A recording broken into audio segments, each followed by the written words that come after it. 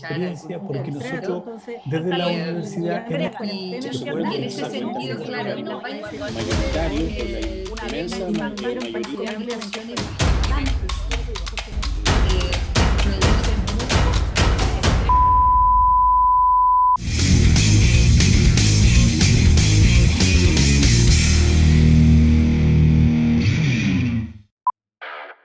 La entrevista periodística es la esencia del periodismo. Para los comunicadores que vienen de lo análogo, la presencialidad en este formato era insustituible, nada la podía reemplazar. Pero el avance de la tecnología nos abrió nuevas posibilidades. De la presencialidad pasamos a los contactos telefónicos, los mensajes escritos, WhatsApp, y tras la pandemia se consolidaron las teleentrevistas como el nuevo formato periodístico. En TVU Televisión de la Universidad de Concepción, solo este año 2021, se han hecho cerca de 1000 conversaciones online, en prensa, en la comunidad del contenido y estos últimos meses en el matinal Siempre Juntos. Hoy vamos a destacar algunas de estas teleentrevistas.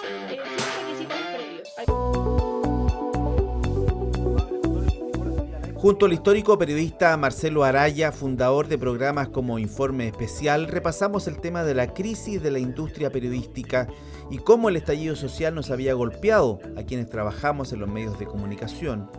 Su diagnóstico era claro.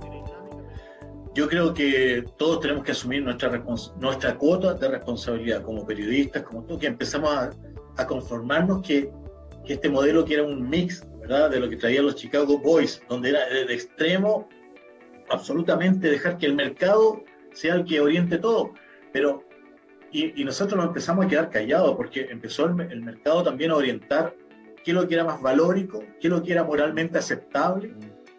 Con Ricardo Barra, ex decano de la Facultad de Ciencias Medioambientales y director del EULA, hemos hablado varias veces de cambio climático, de la ONU, del planeta en general, que ya agotó sus recursos. Hubo un tema transversal, eso sí, la crítica a nuestro modelo de desarrollo. Yo siempre lo he puesto todo esto como ejemplo. El año 90, cuando nosotros creamos el Centro EULA, iniciamos las actividades del Centro EULA, un habitante de Concepción botaba en promedio 0,5 kilos de basura al día. Hoy día, ese mismo habitante, pero con un nivel de ingresos 5 veces más alto que el que teníamos el año 90, bota 1,2 kilos de basura por día. Pero no conversamos solo con ciudadanos chilenos. En mayo, cuando la pandemia arreciaba y cuando estábamos todos confinados, nos contactamos con Santiago Bilinkins, en Argentina.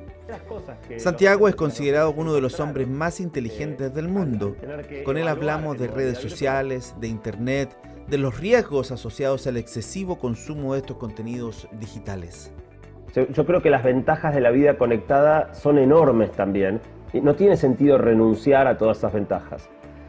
Pero estamos jugando un partido completamente desigual, con la cancha inclinada así en nuestra contra, ¿no? Compañías tremendamente sofisticadas, que disponen de un volumen enorme de información y usuarios que actuamos con completa ingenuidad, entregando toda nuestra información sin ningún problema. Cada vez que, por ejemplo, para usar una plataforma aceptamos los términos y condiciones, estamos técnicamente firmando un contrato escrito por la otra parte sin siquiera leer qué estamos firmando.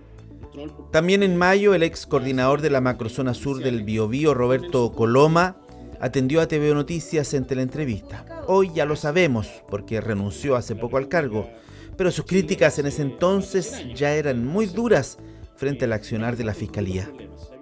Y efectivamente, cuando nosotros empezamos a trabajar en este tema a fines del año pasado, a principios de este año, nos encontramos con que la unidad destinada por la Fiscalía Regional para investigar los hechos de violencia en la provincia de Arauco estaba conformada solamente por el fiscal Juan Yáñez y que trabajaba sin ningún equipo de apoyo. Fue muy requerida también la conversación que tuvimos con José Antonio Cortés de la Universidad de Concepción cuando hablamos de las fiestas patrias en modo pandemia o de las tradiciones olvidadas. En abril adelantamos el exitoso proyecto Fondo de Medios La Arqueología del Biobío junto al arqueólogo de la UDEC, Pedro Andrade. La historia de la región es más larga de lo que la conocemos.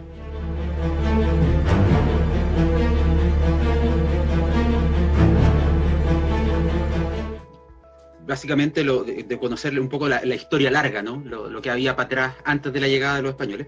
Y lo otro es lo centralizada de la historia, porque generalmente es una historia que se hace desde Santiago, donde poco se conocen las historias locales de los territorios en particular.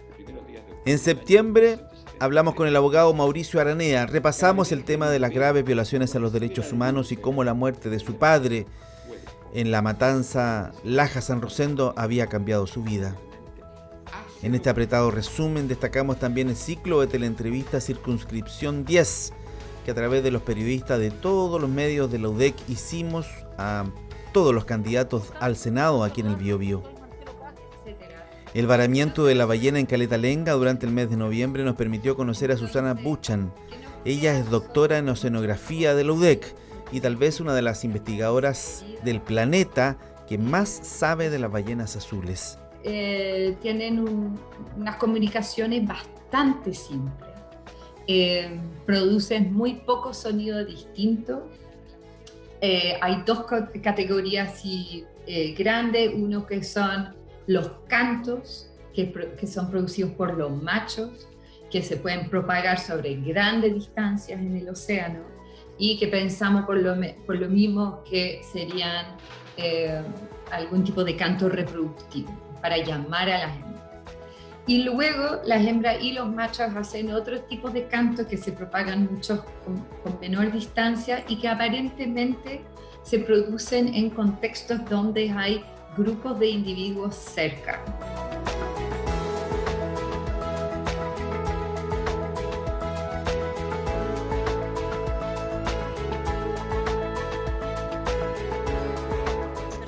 Fueron muchas, decenas, centenares de conversaciones sobre los árboles, sobre la nueva forma de ser padres, sobre las mujeres y sus derechos, sobre tecnología, medio ambiente, pandemia. Imposible resumirlas todas.